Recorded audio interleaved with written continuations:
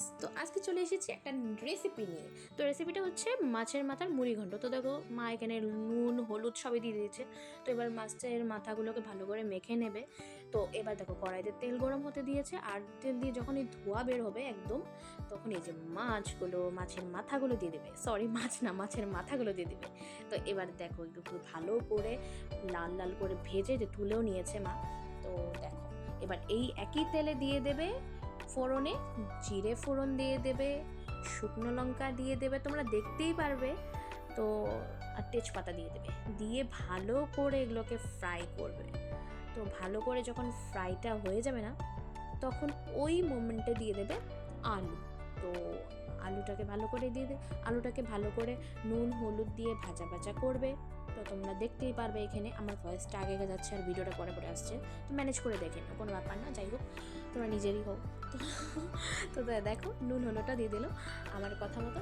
তো এই দেখো এবার ভালো করে এগুলোকে ভেজে নেবে। তো ভালো করে ভাজা ভাজা যখন হয়ে যাবে, তখন ওই মোমেন্টে দিয়ে দেবে এই দেখো কাজু কিশমিশ দিয়ে দিল। আবার কাজু কিশমিশটাকে দিয়ে ভালো করে ভাজা ভাজা করে নাড়াচাড়া করে এবার এখানেই দিয়ে দেবে ভোগ চাল। তো আগের থেকে ভোগ চালটা ধুয়ে রেখেছিল মা, তো এই যে ভোগ চালটা দিয়ে দিল। তো ভোগ চালটা দিয়ে ভালো করে নাড়াচাড়া করে পরিমাণ মতন দিয়েছিল মা এখানে। তো ভালো করে যে নাড়াচাড়া করে নিচ্ছে। এবার নাড়াচাড়া হয়ে যাওয়ার পর এখানে দিয়ে দেবে তোমার আদা রসুন লঙ্কা টমেটো সব কিছু পেস্ট করা ছিল, তো সেটাই দিয়ে দেবে। তো এগুলোকে দিয়ে আবার ভালো করে কষাবে আর কি, ভালো করে একদম নাড়াচাড়া করবে। তো এরকম এই রান্নার মাঝখানে আমি আবার আমাকে একটু তুলে নিলাম ভিডিওতে।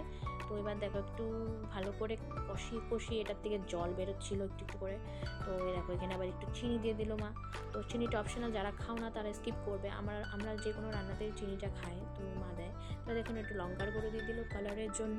তো কালারটা হেভি এসেছিলো, তোমরা দেখতেই পারছো কালারটা।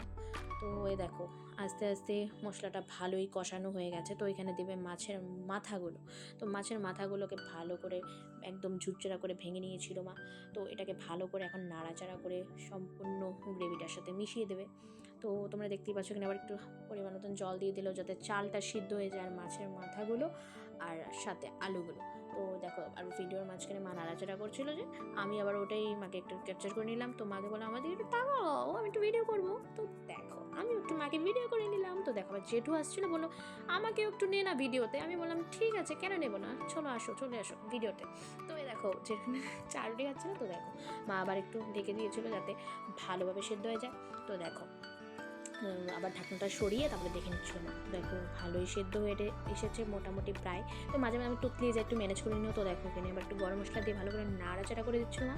তো দেখো এবার আমি আবার একটু, আমার কি পোদ্দারি না করলে হয়, দেখো আমি পোদ্দারি করতে এসেছি, আমি এবার নাড়াচাড়া করছি। তো দেখো তো দেখছিলাম যে হয়েছে কিনা। তো দেখো মা এবার এখানে নামানোর আগে পরিমাণ মতন ঘি দিয়ে দিল সামান্য। তো সেই ঘিটা দিয়ে ভালো করে নাড়াচাড়া করে এবার মা নামিয়ে নেবে আর কি। তো মাছের মাথার মুড়িঘণ্ট রেসিপি ডান। খুব ভালো হয়েছিল মনে হয় খেতে, আমি তো খাই না এগুলো। তো যাই হোক আমি ভিডিওটা নিলাম। তো আজকের মতো এতটুকু ভিডিও। তো টাটা গাইস।